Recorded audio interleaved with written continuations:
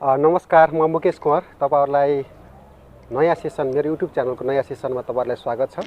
विशेष गरी अहिलेको नेपाली राजनीतिमा तपाई हामीलाई सबैलाई जानकारी भएको कुरा हो। झन्डै 2/3 बहुमत पाएको मात्रै अहिले फुटको संघारमा छ। त्यसले गर्दाखेरि नेपाली राजनीतिलाई चाहिँ घर घरदेखि चाहिँ सिंहदरबारसम्म चाहिँ निकै प्रभाव पारेको देखिन्छ र देशको विकासमा समेत अवरोध पारेको देखिन्छ। यसैको सन्दर्भमा आज म रोल्पा जिल्ला त्रिवेणी गाउँपालिकाका अध्यक्ष तथा अहिले भनौं केपी समूहका मनोनित केन्द्रीय सदस्य हुनुहुन्छ शान्ता कुमार ओलीज्यू, उहाँसँग चाहिँ रोल्पा जिल्लाको समसामयिक विषय वस्तु र यहाँको राजनीतिक धरातलको बारेमा कुरा गर्न गइरहेको छु। कृपया यो भिडियोलाई अन्तिमसम्म हेरेर साथ दिनुहोला। अध्यक्ष नमस्कार। नमस्कार। अहिले तपाई एउटा स्थानीय तह अथवा स्थानीय सरकारको अध्यक्ष पनि हुनुहुन्छ। अहिले तत्काल भनौं कि अहिले हालसालै चाहिँ केपी समूहको चाहिँ केन्द्रीय सदस्यमा मनोनित पनि हुनुहुन्छ। तपाईले सामान्य अहिले जनताले बुझ्ने गरी हामीले बुझ्ने गरी चाहिँ अहिलेको राजनीतिक अवस्थालाई चाहिँ कसरी मूल्याङ्कन गर्नु भएको छ? ठीक छ, हजुरलाई धन्यवाद छ। हजुर, अब वर्तमान जुन परिदृश्य छ नेपाली राजनीतिको र नेपाली जनताले जुन अपेक्षाकृत नेपाल कम्युनिस्ट पार्टी नेकपालाई 2/3 को नजिकमा पुग्ने गरी भोट प्रदान गरेका थिए, जुन सपना जुन आकांक्षा पूरा गर्नका खातिर नेपाली जनताले त्यो अवसर प्रदान गरेका थिए नेकपालाई। हजुर, त्यो त्यसमा तुषारपात हुने कुरा भएको छ, अहिले देखिएको छ। हजुर, यसबाट हामी र सम्पूर्ण नेकपाका समर्थक शुभचिन्तक मतदाता सबै मर्माहत छन्, चिन्तित छन्। हजुर, र यसमा विशेष गरिकन यसको नेतृत्व गर्ने नेताहरूले नै यसलाई कुठाराघात गरेको, धोका दिएको रूपमा जनताले, यसका समर्थकले, शुभचिन्तकले, कार्यकर्ताले त्यो खालको अनुभूति गरिरहेका छन् र त्यसबाट अलिकति निराश, अलिकति आक्रोशको रूपमा आम कार्यकर्ता जनता देखिएको मैले पाउँछु। हजुर, र यो हुनुहुँदैन थियो। यो खास यसको लागि अब नेपालका नेताहरू, खास गरी नेकपाका नेताहरू, त्यसमा पनि जसले सरकार सञ्चालन गर्न जिम्मा पाएको हुनुहुन्थ्यो कमरेड केपी ओली, जसको अध्यक्ष पनि हुनुहुन्थ्यो र दलको नेता पनि हुनुहुन्थ्यो, जसलाई 5 वर्ष राम्रोसँग काम गर्न दिएको भए सायद यो खालको वर्तमान जुन खालको निराशा, कुण्ठा र चिन्ता जे खालको देखिराखेको छ, सायद त्यो हामीले देख्नु पर्दैन थियो, भोग्नु पर्दैन थियो कि जस्तो मलाई लाग्छ। जे होस्, नहुनु थियो भयो, भइराखेको छ। र अहिले पनि अब नेकपा विभाजितै भएको अवस्थामा त छैन, तर एकले अर्कालाई जुन खालको लगाइरहेका आरोपहरू प्रत्यारोपहरू, यसले गर्दाखेरि अब नेपाली राजनीतिमा कता कता फेरि अन्योलता, अस्थिरता पैदा हुने त होइन भन्ने एक खालको संशय पैदा भइरहेको छ। र त्यसलाई फेरि पनि ठिक ट्र्याकमा ल्याउनका लागि अब तपाईँ हामीहरू सबै जुट्नुपर्छ। फेरि पनि निराश भएर नहुनु थियो भइहाल्यो, भइसकेपछि फेरि पनि ठिक ट्र्याकमा ल्याउन र मुलुकको राजनीतिलाई शान्ति, स्थिरता र विकासतिरै डोर्याउनका लागि मिडियाकर्मी साथीहरू, राजनीतिक दलका नेता कार्यकर्ताहरू सबै संयमित भएर लाग्दा नै बढी राम्रो हुने देख्छु। अब यसरी नेकपा फुटकै अवस्थामा अथवा भुटेकै हो भन्न मिल्छ? अब फुटेकै हो भन्न मिल्ने अवस्था अहिले आइसकेको छैन। हजुर, विभिन्न समूहहरूमा विभाजित भएको अहिलेको परिप्रेक्ष्य छ, एकले अर्कालाई आरोप लगाइरहेको परिप्रेक्ष्य छ। अब सर्वोच्चमा अहिले प्रतिनिधि सभा विघटित छ र त्यसबाट चित्त नबुझेर कतिपय साथीहरू सुप्रिम कोर्टमा जानुभएको छ। साथीहरूले आफ्नो पार्टीको दावासहित निर्वाचन आयोगमा जानुभएको छ। यी दुवै चिजहरू फैसला नभइसकेको अवस्थामा फुटिसक्यो भन्ने अवस्था सिर्जना भइसकेको छैन। यद्यपि त्यो सङ्घारतिरै बढी देखिन्छ, त्यतैतिर उन्मुख देखिन्छ अहिलेको सबै गतिविधिहरू हेर्दा, त्यो बुझ्दा। अनि यो अवस्था चाहिँ जस्तो यो देशकै अवस्था हुनु अथवा नेकपा भित्रको यस्तो अवस्था हुनुमा मुख्य जिम्मेवार चाहिँ को छ जस्तो लाग्छ? अब यसमा मलाई के लाग्छ भन्नुहुन्छ भने पार्टी एकतापछि कमरेड केपी ओली र कमरेड प्रचण्डले जुन खालको ऐक्यबद्धता गरेर चुनावमा जानुभएको थियो, हजुर, अब केपी ओलीको अनुहार देखाएर भोट मागिएको थियो, प्रधानमन्त्री हुने उनै हो भनेर भोट मागिएको थियो, यो गर्छौँ त्यो गर्छौँ भनेर जुन समृद्धि र शान्तिको कुरा उठाएर भोट मागिएको थियो हजुर, र त्यो समृद्धि र शान्तिमा कमरेड केपी ओली जो प्रधानमन्त्री हुनुहुन्थ्यो उहाँले अगुवाई गरिरहनु भएको थियो, त्यसमा भाँजो हाल्ने, अप्ठ्यारो पार्ने, त्यसलाई रोकावट गर्ने, अगाडि बढ्न नदिने, जहिले पनि तपाईको अगाडि बढ्न खोज्यो, राम्रो काम गर्न खोज्यो, गतिरोध सिर्जना गर्ने, त्यस पछाडि ब्रेक हान्ने काम जो हाम्रो पार्टीका शीर्ष नेताहरू, जो सचिवालयका नेताहरू हुनुहुन्थ्यो, जो पहिले प्रधानमन्त्री भइसकेका मान्छेहरू हुनुहुन्थ्यो, पार्टी प्रमुख भइसकेका मान्छेहरू हुनुहुन्थ्यो, जो टेस्टेड भइसकेका हुनुहुन्थ्यो यो देशका लागि, नेपाली राजनीतिका लागि, उहाँहरूले नै बढ्ता झमेला गरिदिनु भयो, झमेला खडा गर्नुभयो, जसमा अब कमरेड माधव कुमार नेपाल 15 वर्ष पार्टीको महासचिव भइसक्नु भएको थियो, प्रधानमन्त्री भइसक्नु भएको थियो, झलनाथ खनाल भइसक्नु भएको थियो, कमरेड प्रचण्ड लामो समय पार्टी प्रमुख र तपाईको प्रधानमन्त्री भइसक्नु भएको थियो। उहाँहरूले यो मुलुकको लागि गर्ने र उहाँहरूले भनेका र देखाएका सपनाहरू जे थिए उहाँहरूले आफ्नो कार्यकालमा गर्ने जो प्रयत्न गर्नुभयो, उहाँले अहिले जो केपी ओलीले नेतृत्व गरिराख्नु भएको थियो उहाँलाई काम गर्न नदिनेमा उहाँहरू नै बढी जिम्मेवार हुनुहुन्छ र सधैँभरि अड्काउने, पड्काउने, त्यस पछाडि अगाडि बढ्न नदिने कुराहरूमा उहाँहरूको कारणले नै यो तहसम्म आइपुग्यो भन्ने मेरो बुझाइ छ। साँच्चै नै भन्ने हो भने अब नेकपाले झन्डै 2/3 बहुमत पाएको सरकार थियो होइन। अब विपक्षीले पनि विपक्षीको काम त त्यसको होसियारी गर्ने नै हुन्छ। अब यदि साँच्चै चुनावमै जाने हो भने चाहिँ अब के हिसाबले चाहिँ मत माग्ने जस्तो लाग्छ तपाईँलाई? जस्तो अब हाम्रै पार्टीकाले सहयोग गरेनन् भनेर माग्ने कि मलाई मात्रै देऊ भनेर केपी ओलीले भोट माग्ने कि अब के हिसाबले चाहिँ भन्नाको मतलब अबको यो घटनाले चाहिँ नेपाली राजनीतिमा नेकपालाई चाहिँ कस्तो प्रभाव पार्छ जस्तो लाग्छ? अब नेकपालाई यसबाट गम्भीर प्रभाव त पार्छ नै, यसमा दुई मात्रै छैन। अब नेपाली जनताले कम्युनिस्टहरूलाई सायद मलाई लाग्छ कम्युनिस्टहरूलाई धोबी चुटाइ त लगाउँछन् नै। अब यसमा मैले बुझेको कुरा है, धोबी चुटाइ त लगाउँछन् नै, नढाँटेरै भन्नुपर्छ हामीले त। अब जनताका काम गर्ने मान्छेहरू, अब जनताले कम्युनिस्ट पार्टीलाई यति धेरै विश्वास गरेको बेला, यति धेरै पत्याएको बेला, यति ठुलो अवसर दिएको बेला त्यो अवसरलाई सही सदुपयोग गर्न नसक्ने नेताहरूलाई फेरि किन अवसर त भन्छन्। तर त्यसमा पनि त्यसको लागि को जिम्मेवार थियो त? अहिले आरोप प्रत्यारोपहरू हेर्दाखेरि अब त्यसका समर्थक शुभचिन्तकहरूले त भन्लान् उता कमरेड केपी ओली को पक्षधर लाग्ने हामीहरूले केपी ओलीकै कुरा गरौँला, प्रचण्ड माधव नेपालतिर लाग्नेहरूले उहाँहरूकै कुरा ठिक भनेर प्रचार त गर्नु होला। तर त्यसले के देखाउँछ भन्नुहुन्छ भने प्रचार गरेर मात्रै हुँदैन, यो भोट काटाकाटको जुन कन्डिसन आउँछ, मत काटाकाटको कन्डिसनले सायद विपक्षी अब टेस्टेड भइसक्यो काङ्ग्रेसले, सायद काङ्ग्रेसलाई त्यो अवसर पनि आउन सक्छ, त्यो अवसर आउन सक्छ। तर यद्यपि मलाई के लाग्छ भन्नुहुन्छ भने जुन एजेन्ट त्यो अवसर सदुपयोग गर्ने क्षमता ल्याकत काङ्ग्रेसमा पनि मैले देख्दैन। त्यो नेपाली जनताले टेस्टेड गरिसकेको पार्टी हो। त्यसभित्रका अन्तर्विरोधहरू हेर्नुभयो भने, राष्ट्रियताका सवालमा उठाएका कुराहरू हेर्नुभयो भने, नेपाली जनताको शान्ति र समृद्धिको लागि उसले उठाएका एजेन्डाहरू हेर्नुभयो भने अहिले केही पनि छैन। उसको त लगभग काङ्ग्रेसको एजेन्डा पनि छैन। त्यसकारणले अहिले पार्टीबाट अलग गरेर केपी ओलीलाई बर्खास्त गरेर आफू प्रधानमन्त्री बन्न, राष्ट्रपति बन्न जुन नेताहरू लालायित हुनुहुन्थ्यो उहाँहरूको लागि उहाँहरू पनि अब जनतामा के भनेर जाने?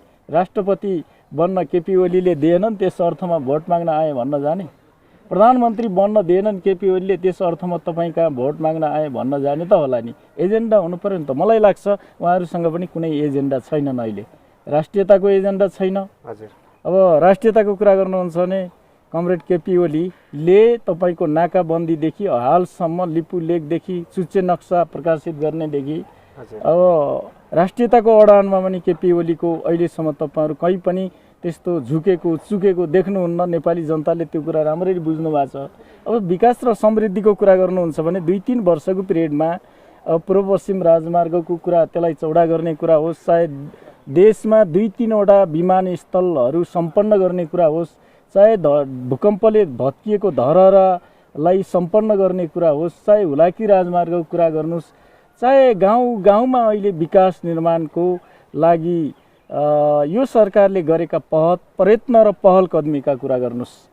यस अर्थमा केपी ओलीले म यति धेरै काम गर्दै थिएँ, मलाई काम गर्न दिएन, फेरि पनि भोट दिनुस् भन्ने त्यो एजेन्डा बाँकी छ जस्तो लाग्छ मलाई। राष्ट्रियताको सन्दर्भमा चुच्चे नक्सा निकाल्दा पार्टी एक हुनुपर्ने होइन र, नेताहरू एक हुनुपर्ने होइन र, यस्तो बेलामा समेत तपाईँको अवरोध गर्ने, एकताबद्ध नहुने, हामी त कम्युनिस्ट हौँ नि, नेपाली जनताका लागि, राष्ट्रियताका लागि सधैँ जनतालाई मोटिभेसन सङ्गठित गर्दै आएका पार्टीका नेता कार्यकर्ता हौँ नि। यसमा उहाँहरूले नै घात गर्नुभएको छ। त्यस कारणले हामीले भन्ने कुरा थुप्रै छन्। जो सुरुवाती भएको छ तपाईँ आफै पनि देख्न सक्नुहुन्छ, जुन वर्तमान सरकारले सुरुवाती गरेको छ, भ्रष्टाचार विरुद्धका कुरा भन्नुहोस्, चाहे समृद्धिका कुरा भन्नुहोस्, चाहे शान्तिका कुरा भन्नुहोस्, चाहे नेपालको आर्थिक विकासलाई माथि उठाएको कुरा भन्नुहोस्, यी यावत कुराहरू हेर्दाखेरि कमरेड केपी ओलीले नेतृत्व गरेको पार्टी र त्यसका उम्मेदवारहरूले जनतालाई बताउने कुरा थुप्रै छन्, त्यो एजेन्डा छन्। यद्यपि अब कमरेड माधव नेपाल प्रचण्ड कामरेडहरूले भन्ने एजेन्डा मैले देख्दैन। भन्नको मतलब तपाईँले चाहिँ यो दाबी गर्न सक्नुहुन्छ कि अहिलेको अवस्था आएको चाहिँ सिद्धान्तको लडाइँ नभएर चाहिँ व्यक्तिगत इगो र पद प्रतिष्ठाको लागि हो भन्न सक्नुहुन्छ? हो नै, त्यही भन्नै परेन। त्यो त जनले बुझिसकेका छन् त्यो कुरा त। त्यो कुरा त तपाईँ अरू जतिको मिडियाका साथीहरूले नबुझ्ने कुरै भएन, हामीले नबुझ्ने कुरै भएन। के का लागि थियो त यो के का लागि थियो भन्दा पदको लागि, राष्ट्रपतिको लागि, प्रधानमन्त्रीको लागि, आफन्तहरूलाई तपाईँको मन्त्री बनाउनको लागि, आफू बन्नको लागि, आफन्तलाई बनाउनको लागि भन्दा त्यो के देख्नुभयो त? त्यसो भने अगाडि त केही छैन। यसो भयो भने यो कुरा त जनताले बुझिसक्नु भएको छ, मजाले बुझ्नु भएको छ र यसको जवाब पनि फेरि पनि सबैभन्दा ठुलो अदालत भनेको तपाईँ हामीले चाहे सर्वोच्च अरूहरूले गर्लान्, तर अन्तिम र सबभन्दा ठुलो अदालत भनेकै जनअदालत हो। यसको हिसाब किताब जनताले गरिराख्नु भएको छ, त्यसको जवाब र फैसला पनि जनताले मजासँग दिनुहुन्छ। अब यता हामी जिल्लातिर जाऊँ। जिल्लाको धरातल हेर्दा नि अब केपी पक्ष र अहिले माधव प्रचण्ड पक्ष भन्ने छ। तपाईँहरूलाई धन्य अब केपी पक्ष नै भनेर चिन्ने हो भनेपछि तपाईँहरूको जिल्लाको अवस्था कस्तो छ? अब यो जिल्लाको अवस्था के हो भन्नुहुन्छ भने, यो जिल्लामा पहिलेदेखि जनमोर्चादेखि अब हालसम्म आउँदाखेरि पनि अब तत्कालीन जनमोर्चा अनि त्यस पछाडि माओवादी र अहिले नेकपामा उता लागेका नेताहरू, प्रचण्ड माधवतिर लागेका नेताहरूको नै बाहुल्यता देखिन्छ नेतृत्व तहमा हेर्दा। तर तल कार्यकर्ता र जनस्तरमा गएर बुझ्नुभयो भने फेरि त्यो नहुन सक्छ। अहिले हामी देखिरहेका छौँ त्यो यो बाहुल्यता हाम्रा कारणले पनि आएको हो। हामीले झक्कु सुवेदी, कृष्ण महरादेखि लिएर बर्मनदेखि लिएर तपाईँको वर्तमान हाम्रो प्रदेश सांसद दिपेन्द्र पुन लगायत वर्षमान पुनसम्मलाई हामीले जिताएको हो, भोट हालेको हो। तपाईँले काङ्ग्रेसको भोट होइन भने हामी नमिलेको भए देख्नु भएको थियो नि त। 20-21 हजार त नेपाली काङ्ग्रेसले पनि त ल्याएको थियो नि त भोट, त तपाईँलाई पनि थाहा छ। अनि हामी सबैले जिताएर वर्षमानले पनि जित्नु भएको हो, अब दिपेन्द्र पुनले पनि जित्नु भएको हो। हामीले यो जिल्लाको सन्दर्भमा काङ्ग्रेसलाई भन्दा कम्युनिस्टै हो, वामपन्थी हो भनेर हामीले जहिले पनि सहयोग गर्दै आएको छौँ। त्यो इतिहास छ हामीले सहयोग गरेको। तर उहाँहरूको इतिहास हेर्नुभयो भने उहाँलाई भोट हाले, सहयोग गरे त ठिकै छ।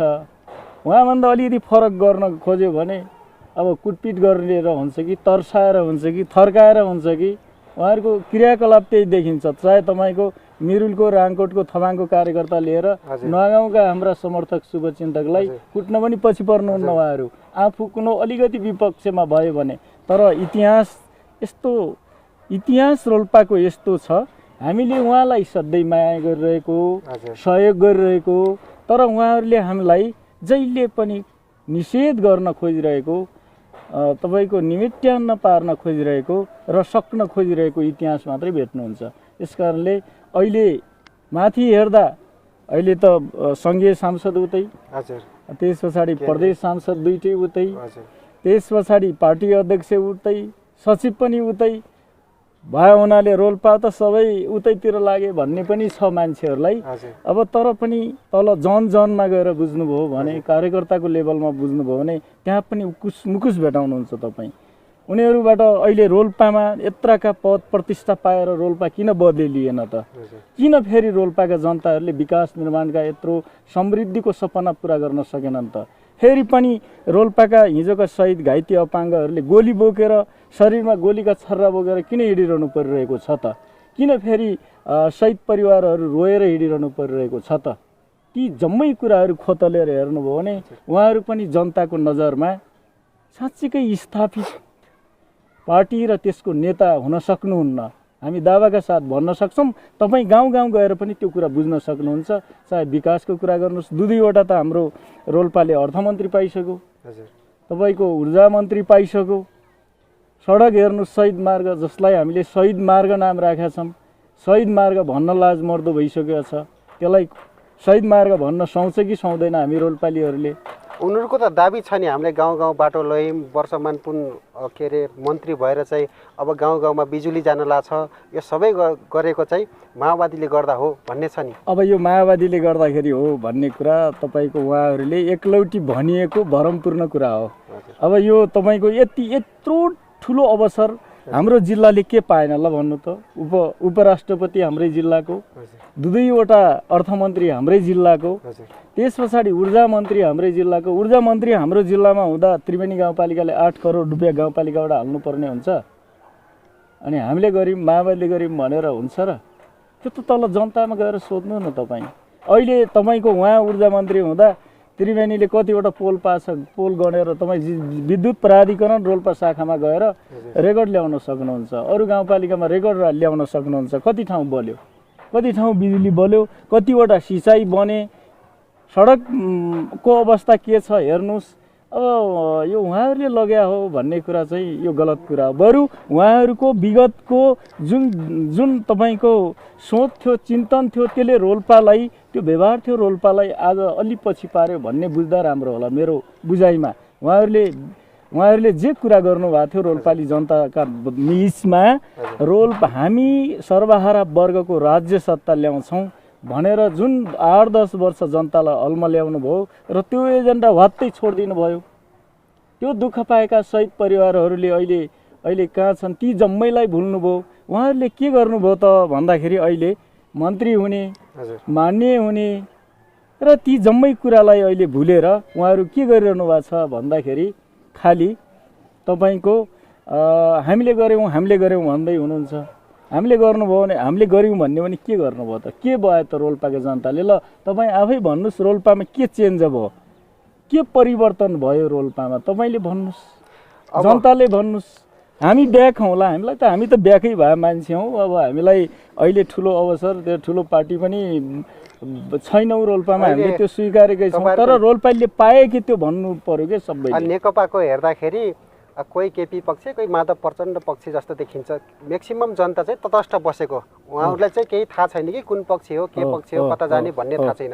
तपाईँहरूको मुभमेन्ट होला नि, तपाईँहरूको मुभमेन्टहरू कहाँ पुगे? जस्तो जनतालाई आश्वस्त पार्ने काम त गर्नुपर्ने होला। आश्वस्त पार्ने कुरा गर्दाखेरि अब हामी नेपाल कम्युनिस्ट पार्टी नेकपाको, अब नेकपा केपी ओलीले नेतृत्व गर्नुभएको पार्टीमा हुन्छौँ हामी। हामी रोल्पाली जनतालाई यही आह्वान गर्न चाहन्छौँ कि हामीले रोल्पाका नेताहरूलाई धेरै पटक परीक्षण गऱ्यौँ, त्यो ल्याबमा पठायौँ, परीक्षण गरेर ल्याबमा पठाउँ र त्यसको परिणाम पनि हामीले भोग्यौँ।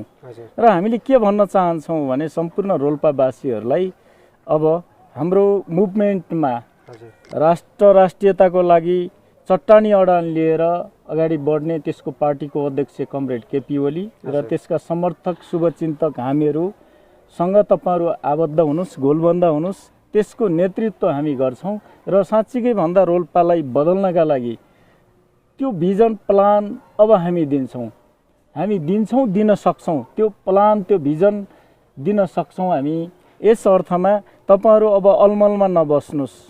जति अलमलमा बसियो रोल्पालीहरू, रोल्पाले त्यति क्षति बेहोरिरहेको छ। त्यति घाटा बेहोरिरहेको छ रोल्पाली जनताले। यस अर्थमा अब कसैको लहैलहीमा, प्रेसरमा, दबाबमा कोही पनि तपाईँको अलमलमा बस्न जरुरी छैन। हामीले राष्ट्रियताको लागि, समृद्धिको लागि, शान्तिको लागि जुन खालका एजेन्डाहरू उठाएका छौँ, यसले नै साँच्चीकै रोल्पावासीहरूको मुक्ति हुन्छ, परिवर्तन हुन्छ र रूपान्तरण हुन्छ।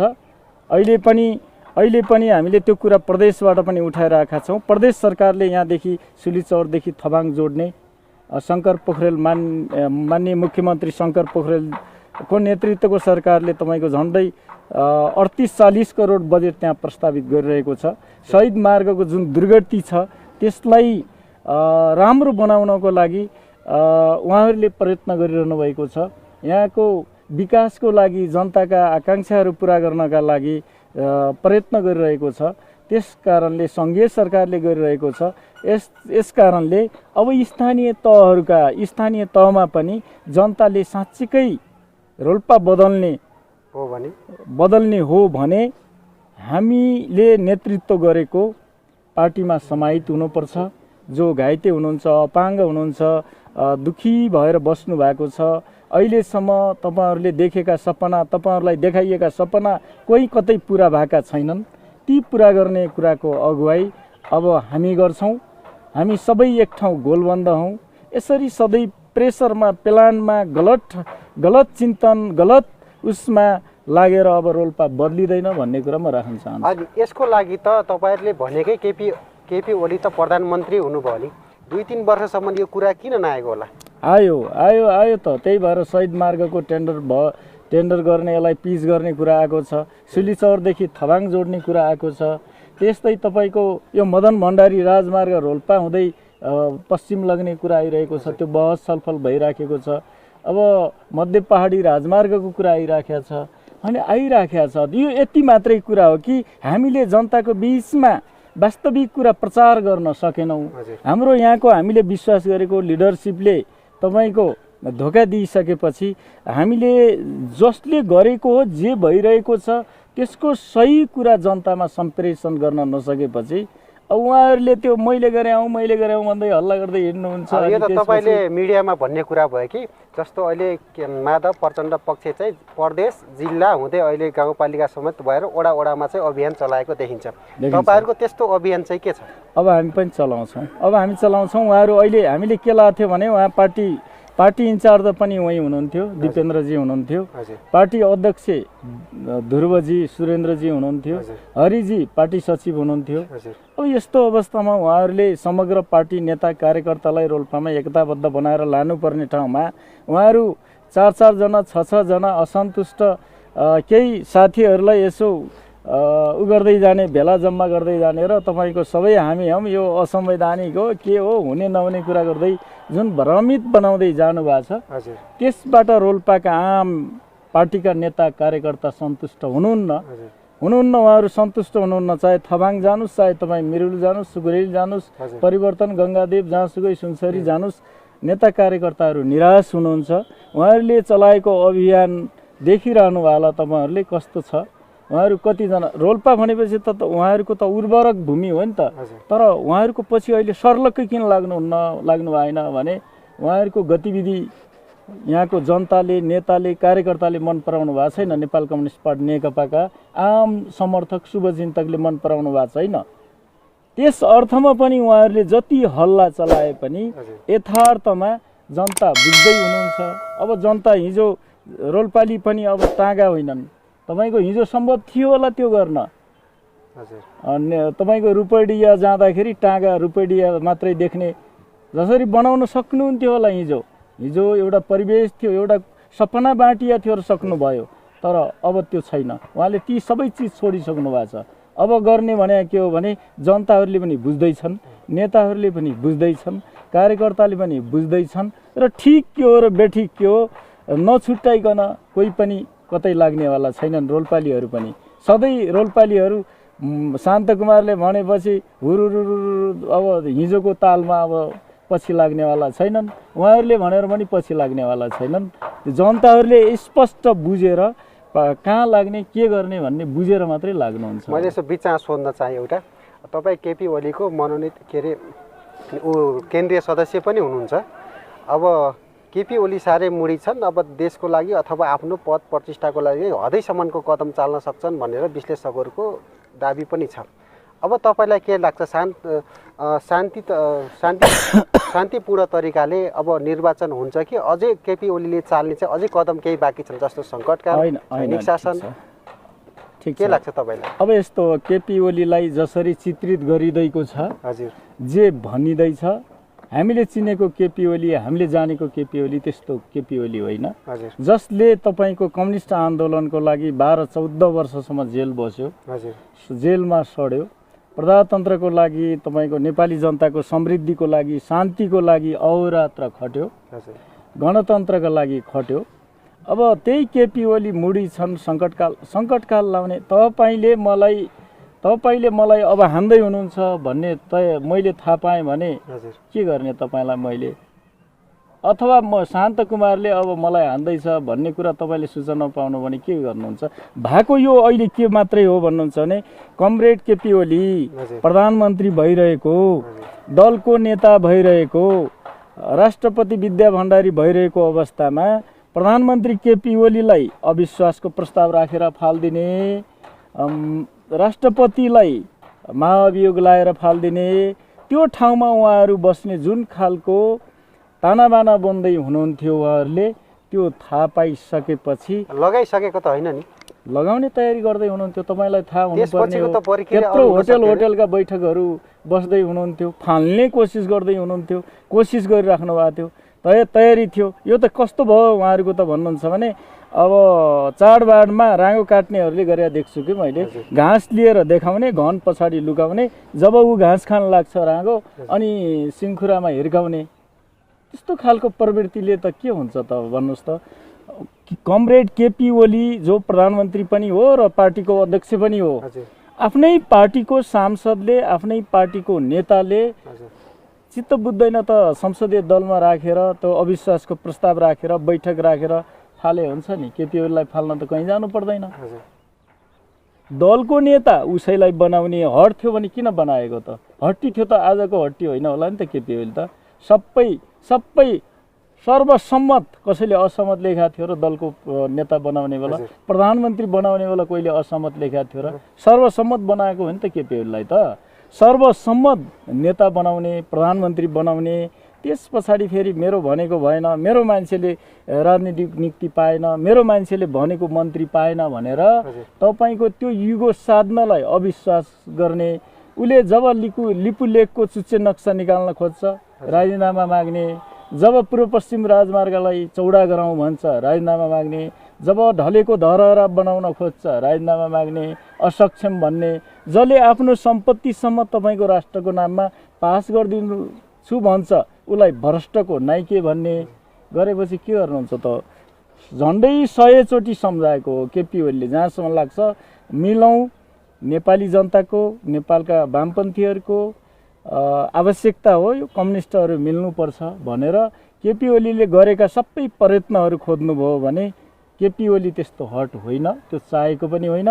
उसले त म कक्षा दोहोऱ्याएर पढ्दैनसम्म भनिसकेको थियो केपी ओलीले, कक्षा दोहोऱ्याएर पढ्दैन, अब 2 महिनापछि तपाईँ अध्यक्ष हुने, अबको 2 वर्षपछि तपाईँ प्रधानमन्त्री हुने, अब तपाईँ हामीहरू सम्मानित भएर बस्ने भने नि म रेडी छु, तपाईँ पनि रेडी हुनुहोस्, दोस्रो पुस्तालाई देऊ, अब युवा पुस्तालाई देऊ अब भने होइन र? त्यो जेन्टलमेन एग्रिमेन्टमा भन्छ नि, त्यसमा त 2.5 वर्षको भन्ने छ भन्ने थियो नि, खास के हो? 2.5 वर्षको भन्ने भयो, त्यो कुरा त तपाईँले सुरुमै देख्नुभयो होला। 2/3 बहुमत आएछ, नेपाली काङ्ग्रेसलाई तपाईँको प्रधानमन्त्री बन्न जानुहोस् भन्ने हो माधव नेपाल प्रचण्डहरू, त्यस्तो युगो पनि गर्ने हो। त्यो त देख्नुभयो नि, 2-3 महिना त तपाईँको 1-2 जना मन्त्रीले मात्रै केपी ओलीले चला थाहा पाउनुभयो, बिर्सिनु भयो र? नेपाली जनताले त बिर्सिया छैनन् त्यो कुरा, हामीले त बिर्सिया छैनौँ त्यो कुरा। अनि तपाईँको जेन्टलमेन एग्रिमेन्ट भयो, ल ठिक छ, अनि 2 वर्ष पुगेपछि फेरि पार्टीको बैठक बस्या होइन र? स्थायी कमिटीको बैठकमा कमरेड प्रचण्डले नै, अब कमरेड केपी ओलीले नै 5 वर्ष चलाउनुहुन्छ, म कार्यकारी अध्यक्ष बन्छु भने होइन र? भने हो त। उहाँले यदि त्यो कुरा मान्नुहुन्थेन भने त कमरेड प्रचण्डले भन्नु पर्थ्यो कि अब मेरो पालो आयो है कमरेड भनेर अडान लिन पर्थ्यो त। अनि बैठकमा जाँदाखेरि ल केपी कामरेड तपाईँ हो, तपाईँले गर्ने हो भनेर भनिदिने। अनि त्यसपछि बाहिर फेरि झलनाथ माधव वामदेवहरूतिर त्यो हारेका मान्छेहरूसँग लागेपछि फेरि तपाईँको हार्ने त माधव नेपालले पनि केपी ओलीसँग अध्यक्षमा हार्या हो, वामदेवले चुनाव हार्या हो। तिनका कुरा सुन्न बित्तिकै फेरि ओहो हुन्न, हिजो गरे सहमति मान्दैन, बैठकले गरे पनि मान्दैन भनेर भन्न पाइन्छ र? त्यत्रो जिम्मेवार नेताले कमरेड प्रचण्डको त हामीले यस्तो भविष्य देखाएको थियौँ कि अबको महाधिवेशनपछि सर्वसम्मत अध्यक्ष कमरेड प्रचण्ड हुनुहुन्छ, अनि त्यस पछाडि प्रधानमन्त्री अबको 2 वर्षपछि हुनुहुन्छ, मिलेर जाम भन्ने कुरा त्यत्रो अफर गर्दा, त्यत्रो कुरा राख्दा तपाईँको त्यति छिटै आत्तिनु पर्थ्यो र? अहिले चाहिन्छ, भरे चाहिन्छ, भोलि चाहिन्छ भन्नु पर्थ्यो र? पदमा लिप्त हुनु पर्थ्यो र? त्यत्रो क्रान्ति हाँकेर आएको कमरेड प्रचण्डले यति सानो 2 महिना 3 महिना पनि वेट गर्न नसकेर, धैर्यता गर्न नसकेर तपाईँको त्यसरी तपाईँको कमरेड प्रचण्डले त एमाले भित्र 2टा गुट छ भन्ने कुरा पनि त क्लियर थाहा थियो नि त। ती गुटहरूको झुन्डमा जान साउँथ्यो र कमरेड प्रचण्ड जस्तो मान्छे?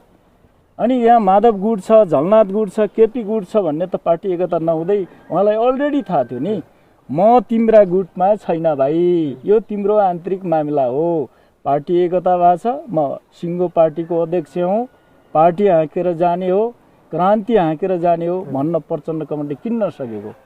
वामदेवको त तपाईँ देखिरहनु भएको थियो, चुनाव हारेर जाँदा देशका कुन कुन ठाउँमा मान्य हुने, प्रधानमन्त्री हुने दुनियाँ कुरा आइरहेको थियो। वामदेवको कुरा सुनेर बकिन मिल्थ्यो? माधव नेपालको कुरा सुनेर बकिन मिल्थ्यो?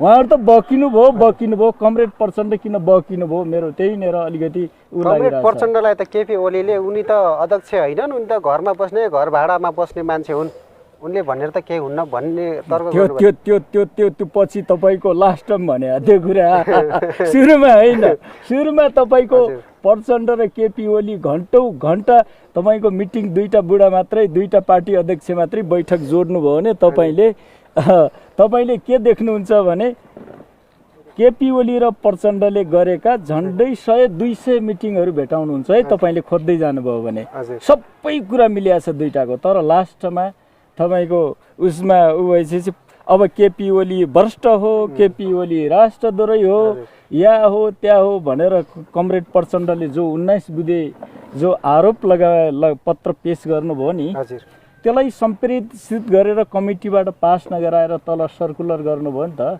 त्यो कुरा त तपाईँहरूले सम्झिनु भयो होला नि त। हो, त्यो भनिसकेपछि जवाबको सवालमा त्यो भनियो होला है। अब त्यसरी तपाईँको कमरेड प्रचण्डलाई मिनिमाइज गरेर त्योभन्दा पहिले सुन्नुभयो होला एकताको दिन हामी एउटा जेटका 2टा पाइलट हौँ, हामीले आलो पालो मजाले एकदम सकुशल अवतरण गराउँछौँ भने पनि त सुन्नुभयो होला नि।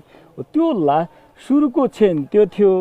लास्ट छेन के भयो भने जब आरोप प्रत्यारोपमा हुन्छ नि चिज, तपाईँको धेरै ठुलो अन्तर्विरोधमा गयो। त्यो अन्तर्विरोधले तपाईँको त्यसपछि त प्रचण्डले अहिलेका आजभोलिको सुन्नु होला नि, आज के छ केपी ओली कस्तो भन्नुहुन्छ प्रचण्डले, प्रचण्डलाई केपी ओली के भन्नुहुन्छ आजभोलि सुन्नुभयो भने त झन् उदेक लाग्दछ। निर्वाचनतिर साँच्चै गयो भने ठ्याक्क भन्दाखेरि तपाईँको केपी पक्षको चाहिँ जनमत चाहिँ कस्तो रहन्छ जस्तो लाग्छ? अब निर्वाचनमा एकदम निर्वाचनमा गइयो भने होइन, निर्वाचन अब जानुपर्छ। देशलाई तपाईँको स्थिर बनाउने हो भने, थप समृद्ध गर्ने हो भने अब उहाँहरू पनि स्वस्थ ढङ्गले जानुपर्छ। उहाँहरू हामी त भनिरहेछौँ हामी धुलोमै बस्न तयार छौँ, चटैमै बसौँला जनताले नपत्याएपछि। आजसम्म त रोल्पाको कुरा गर्दा आजसम्म त हामीले हारेर उहाँहरूलाई भोट हालेर आइरहेछौँ भने फेरि अरू केही वर्ष बसौँला, कोही बात छैन। तर हामीले के भनिरहेछौँ भन्नुहुन्छ भने यसलाई चुनावभन्दा अर्को विकल्प खोज्यौँ भने देश फेरि 3 महिनामा प्रधानमन्त्री फेरिने, एकल कम्युनिस्ट पार्टीको जुन सरकार बन्ने अवसर थियो त्यो त गुमाइहाल्नुभयो साथीहरूले। अब थप अस्थिरतातिर जानु हुँदैन र हाम्रो पक्षमा अब तपाईँको मैले त अघि भनिहालेँ, अब तपाईँको हामी चुनावमा जाने हो। र मलाई के विश्वास लाग्छ भन्नुहुन्छ भने हामीले देशभरिको यो प्रदेश 5 को लुम्बिनीको मिटिङमा पनि हामी थियौँ। अब प्रदेश 5 को लुम्बिनी प्रदेशको यो प्रदेश स्तरको मिटिङमा पनि थियौँ। हामीले रिपोर्ट पनि सुनेका थियौँ। सायद लुम्बिनीबाट हामी कमजोर भनेको हाम्रै रिपोर्ट थियो रोल्पा रुकुमको। हजुर अन्यथा बाँके बर्दिया दाङ तपाईँको पाल्पा रूपन्देही अर्घाखाँची है तपाईँ जहाँ गएर हेर्नुहोस् हाम्रो निकै अग्रपङ्क्तिमा छ। धेरै नेताहरू यतै लाग्नु भएको छ, हामीतिरै लाग्नु भएको छ। धेरै जनताहरू तपाईँ ठाउँ ठाउँका जनताहरूका भेलाहरू सभाहरू सम्मेलनहरू हेर्नुहोस्, उहाँहरूका पनि हेर्नुहोस्, हाम्रोतिर पनि हेर्नुहोस्। उहाँहरू दिन प्रतिदिन तपाईँको जनता क्लियर हुँदै जानु भएको छ र अब जित्ने भनेको साँच्चीकै धोका दिएका हुन् नेताहरूले। अब यिनीहरूलाई खोइल्याउनु पर्छ र केपी ओलीले नेतृत्व गरेको पार्टीलाई नै जिताउनु पर्छ भनेर जनताहरू देशभरिबाट लागिरहेको अवस्था छ। अब फेरि पनि रोल्पाबाट जित्नु होला, रुकुमबाट जित्नु होला, हामी जित्छौँ अहिले भनेको छैनौँ हामीले, तर देशभरिबाट हेर्नु होला केपी ओलीले नेतृत्व गरेको पार्टी नै अग्रपङ्क्तिमा हुन्छ, अगाडि हुन्छ, बहुमत ल्याउँछ। 2/3 त अहिले ल्याउँदैन, बहुमत ल्याउँछ। अब नेपाली कङ्ग्रेसको त्यो सम्भावना त हो, तर नेपाली कङ्ग्रेस पनि टेस्टेड भइसकेको पार्टी हो। उसको भिजन पनि छैन, मिसन पनि छैन, सपना पनि छैन, एजेन्डा पनि छैन। कङ्ग्रेसलाई जनताले किन भोट दिने भन्ने हुन्छ। राष्ट्रियताको अडानमा केपी ओलीको छ। तपाईँको देश निर्माण गर्ने सपना केपी ओलीकै छ। यस अर्थमा केपी ओली फेरि पनि बहुमत ल्याउने कुरा नै म विश्वास गर्छु र त्यो परिणाम पनि आउँछ फेरि। अब यता स्थानीयतिर जाऊँ। स्थानीय सरकारमा तपाईँ गाउँपालिका अध्यक्ष पनि हुनुहुन्छ। अब सङ्घमा प्रदेशमा त तपाईँले भनेअनुसार काम गर्न सकिएन, अरू थिए भन्ने भयो।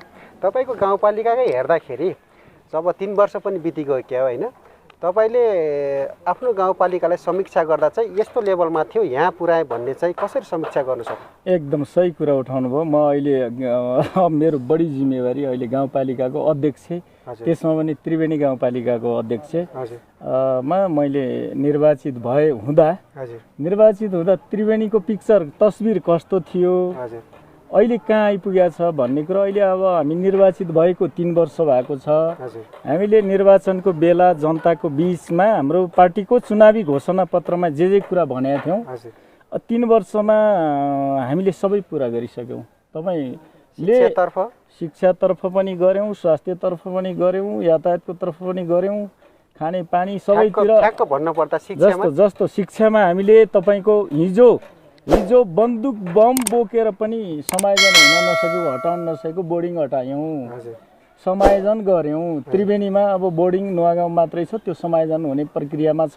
बोर्डिङ रहँदैन, त्रिवेणी बोर्डिङ मुक्त हुन्छ।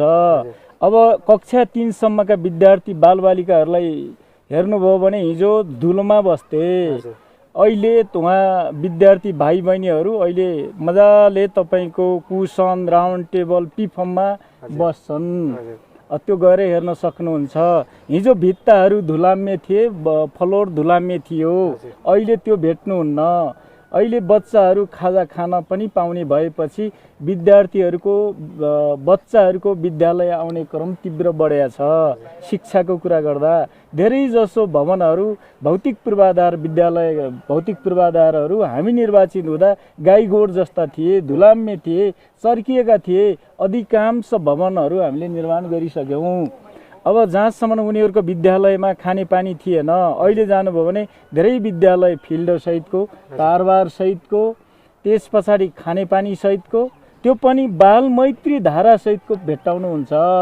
अब जहाँसम्म उसको गुणस्तरमा त्यो त भौतिकतर्फ भयो, एकदम गुणस्तरमा त्यो गुणस्तरमा पनि राम्रो छ, तपाईँहरू गएर हेर्न सक्नुहुन्छ। अनि जस्तै अब स्वास्थ्यमा पनि हामीले 15 बेडे हस्पिटलको शिलान्यास गरेर टेन्डर लगाइसकेका छौँ। अब सबै स्वास्थ्य कार्यालयहरूलाई अपग्रेड गर्ने, उनीहरूलाई तपाईँको डेलिभरी गर्ने, नियमित खोप लगाउनेदेखि सबै कुराहरूलाई हामीले सुचारू गतिशील ढङ्गले अगाडि बढाएका छौँ। हामीले निर्वाचनको बेला तपाईँको पिच सडक बनाउने छौँ भनेका थिएनौँ।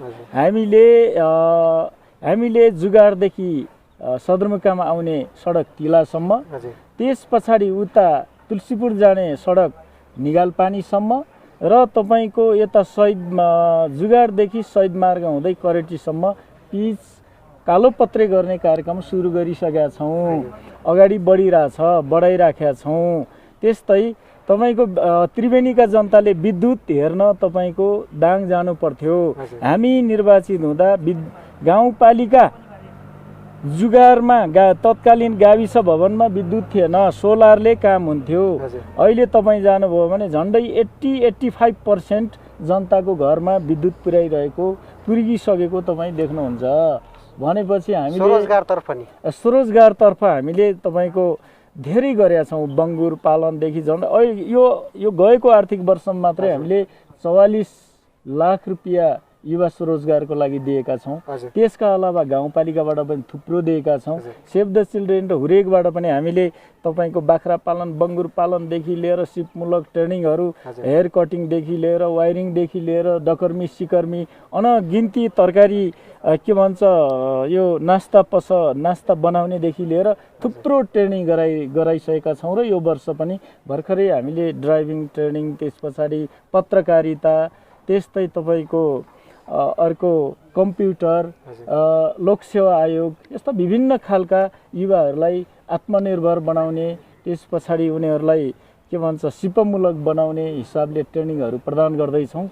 र त्यो दिशामा पनि हामी त्यत्तिकै लागेका छौँ। खानेपानीमा हामी निर्वाचित हुँदा जुगारमा खानेपानी थिएन, सभा हलै थिएन, त्यस्तै तपाईँको अब लिङलुङमै थिएन, सिम्पानीमै थिएन, अग्ला बस्तीहरूमा धेरै थिएन। अहिले नागा खानेपानी हेर्नुहोस्, सिम्पानी खानेपानी हेर्नुहोस्, द्वारपानी हेर्नुहोस्, करेटी हेर्नुहोस्। अब करेटीका मान्छेहरू रोल्पा नगरपालिकाका तपाईँको उताको पाल्लो खोलापारीको वडाका मान्छे नै हामीले निर्माण गरेको सडकबाट घोराइ आवतजात गर्नुहुन्छ। त्यो तपाईँ देख्न सक्नुहुन्छ। यता डाँडापरी गयो भने भनेपछि साँच्चै भन्ने भने एउटा गाउँपालिका अध्यक्ष अथवा नगरपालिकाको मेयरले कतिसम्मको प्रभाव पार्न सक्ने रहेछ जस्तो लाग्यो तपाईँलाई गाउँपालिका बनाउनको लागि? एकदम साँच्चीकै तपाईँको त्यो सोच, त्यो सपना, त्यो योजना हुने र त्यो गरौँ भन्ने भावनाको भयो भने 3 वर्षमै यत्रो गरिँदो रहेछ। 3 वर्षमै गरिँदो रहेछ त। अनि तपाईँको अरू तपाईँको 5-10 वर्षका त हामीले त्यही खालको रेन्जमा अब आउने जनप्रतिनिधिले पनि गरिदियो भने मलाई त के विश्वास लाग्छ भने अबको 5 वर्षपछि त्रिवेणीलाई कम्प्लिटली चेन्ज गर्न सकिन्छ। त्यहाँका जनताहरूले अहिले पनि तपाईँको करिब एउटा मान्छेले तपाईँको एक सिजनमा 15 लाखको तरकारी बेच्न सक्नुभयो, एउटै मान्छेले। भनेपछि 10 लाख, 12 लाख, 5 लाख, 2 लाख सिम्पल किसानले पनि तपाईँको 1.5 लाख, 2 लाखको तरकारी बेच्न सक्नुहुन्छ। अहिले हामी त्यस्तो खालको उहाँहरूको तरकारीहरू भिजोस्, पानीमा किसानहरूको तरकारी खेर नजाओस् भनेर हामीले धेरै ठाउँमा त्यस्तो हाट बजारमा टहराहरू करिब 40-50 लाखको टहराहरू बनाउँदैछौँ 4-5 ठाउँहरूमा। भने तरकारी खेती गर्नेहरूलाई त्यत्तिकै प्रोत्साहित गर्ने हामीले कार्यक्रम बनाइरहेका छौँ। साँच्चीकै भन्ने भने त्रिवेणी एउटा धान उत्पादनको हिसाबले पनि तरकारी उत्पादनबाटै हामीले त्रिवेणीलाई समृद्ध बनाउन सक्छौँ भन्ने विश्वास छ हामीलाई। अन्तिममा जस्तो तपाईँ गाउँपालिका अध्यक्ष पनि हुनुहुन्छ, केन्द्रीय सदस्यमा पनि मनोनयन हुनुभएको छ। अन्तिममा भन्नुपर्दाखेरि ग्रास लेभल जुन जनताको लेभल चाहिँ अब विकास निर्माणलाई समेटेर माथि केपी ओली प्रचण्डसम्मलाई भन्नु पर्यो भने चाहिँ राजनीतिक अवस्था र विकासलाई चाहिँ यसरी गर्न सकिँदो रहेछ, अझै यस्तो गर्नुपर्छ नेकपालाई भन्ने सुझाव सहित दिनु पर्यो भने के भन्नुहुन्छ? मैले नेताहरूलाई के भन्छु भने अलिकति त्याग हुन पर्यो। त्याग हुन पर्यो, त्यो समर्पण त्याग हुन पर्यो, सेक्रिफाइस गर्न सक्नु पर्यो लिडरले। अब त्यो नेतामा भिजन हुनु पर्यो, आफ्नो ठाउँ कस्तो बनाउने त्यो सपना पनि हुनु पर्यो, त्यो योजना पनि हुनु पर्यो। आफ्नो बस्ती स्थिति, आफ्नो गाउँ ठाउँको जहाँ जसले जे जिम्मेवारी लिएछ त्यसको खास वर्तमान तस्बिर के हो, त्यहाँका समस्याहरू के हुन्, ती समस्याहरूलाई हटाउनका लागि हाम्रो योजना के हो, त्यसमा नेताहरू स्पष्ट हुनु पर्यो। र तपाईँको हामीले मैले त जिल्लाभरिका अरू अध्यक्षहरूलाई पनि भनेको छु, हामीले 55 लाखको बाटो 24 लाखमा सकेका छौँ। त्यो इस्टिमेट अनुसार काम गर्न पर्यो। चाहेको भए त कमाउन त सकिने ठाउँमा त हामी त छौँ त। त्यो 24 लाख होइन, 12 लाखको काम गराएर 24 लाखको बजेट खान पनि सकिन्छ, सकिरहेछन् कतिले। तर हामीले के गऱ्यौँ, 80 लाखको बाटोको इस्टिमेटलाई हामीले 50 लाखमा सकिदियौँ। 24 लाखकोलाई हामीले 55 लाखकोलाई 24 लाखमा सक्यौँ। समृद्धि त त्यसरी पनि गर्न सकिँदो रहेछ नि। थोरै बजेटलाई म्याक्सिमम परिचालन गरेर प्रतिस्पर्धा गराएर मेसिनहरू, काम गर्ने मान्छेहरूलाई कम्पिटिसन गराएर पनि त गर्न सकिँदो रहेछ नि।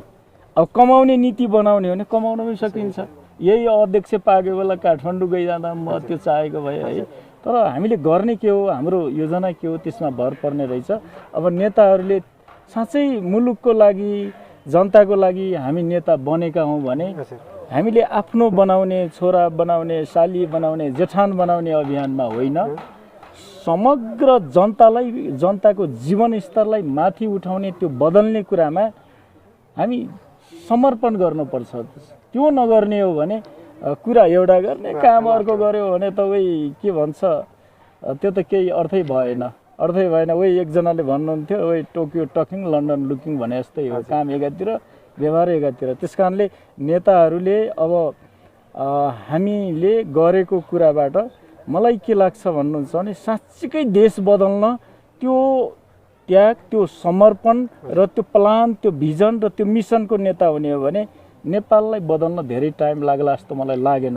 रोल्पा बदल्न पनि टाइम लाग्दैन। हामी सबै एक ढिक्का भएर त्यो मिसन, त्यो प्लान, त्यो भिजन बनाएर साँच्चीकै एक भएर जाने हो भने रोल्पा धेरै समय लाग्दैन। रोल्पा समृद्ध छ, रोल्पाली जनता मेहनती छन्, पौरखी छन् र यिनीहरूको पौरख मेहनतलाई पकडेर हामी नेतृत्व गर्ने मान्छेहरू अलिकति त्यागको भावना देखाएर मात्रै अगाडि बढाउने हो भने त्रिवेणी बदल्न सकिन्छ, सिङ्गो रोल्पै बदल्न सकिन्छ, देशै बदल्न सकिन्छ। त्यसको लागि त सोच चाहियो। तपाईँको अमूल्य समयको लागि धेरै धेरै धन्यवाद छ। अन्तिममा केही छुटे जस्तो, भन्न छुटाएको जस्तो, सोध्न छुटाएको जस्तो? अब भन्न र गर्न छुटे, अन्तिममा के लाग्छ भन्नुहुन्छ भने फेरि पनि हामीले एउटा प्रण गर्नुपर्छ। अझै पनि केही बिग्रिएको छैन। अब विगतमा कम्युनिस्ट आन्दोलनहरू, टुटफुट, विभाजन है धेरै चिज भएको छन्। अब फेरि पनि एकता पनि भएको छन् र अझै पनि आफ्ना दोषहरू, तपाईँको त्यो गल्तीहरू, त्यस पछाडि मोहहरू नेतृत्व गर्ने। अब हामी त केन्द्रीय सदस्य भए पनि जे भए पनि हामीहरू त उहाँहरू नेताहरूले मान्दै आएका मान्छे न हौँ होइन। तर जसले यो देश फेर्छु, बदल्छु, कम्युनिस्ट आन्दोलनको नेपाली जनताको मुहार बदल्नका लागि हो, सपना जुन बाँटेका छौँ नि, ती सपना पुरा गर्नलाई अझै पनि मिल्नै पर्छ, रिथिङ्क गर्नुपर्छ। त्यो ठन्डा दिमाग बनाएर आत्मसमीक्षा गर्नुपर्छ, मिल्नुपर्छ। एकतामा बल हुन्छ।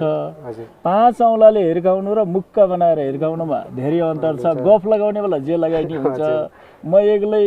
म एक्लै सगरमाथा थाम्छु भन्न पनि सकिएला, तर बल चाहिँ एकतामै हुन्छ। एकताबद्ध हुनुपर्छ। आफ्ना गल्ती, कमी, कमजोरी जसले जहाँ जे गर्नु भएको छ, चाहे केपी ओली होस्, चाहे तपाईँको माधव होस्, प्रचण्ड होस्, जो होस्, हाम्रो तहबाट हाम्रो पनि कमी कमजोरी छन् भने करेक्सन गर्ने, सच्चिने, साँच्चीकै हामी मुलुकका लागि, जनताका लागि हौँ भने सकिने अभियान हो भने त अब राम भन्ने हो। काँध थाप्न त कसलाई सक्छ र। तपाईँलाई समयको लागि धेरै धेरै धन्यवाद। हस्, थ्याङ्क यू। समय दिनुभयो, धेरै धेरै धन्यवाद।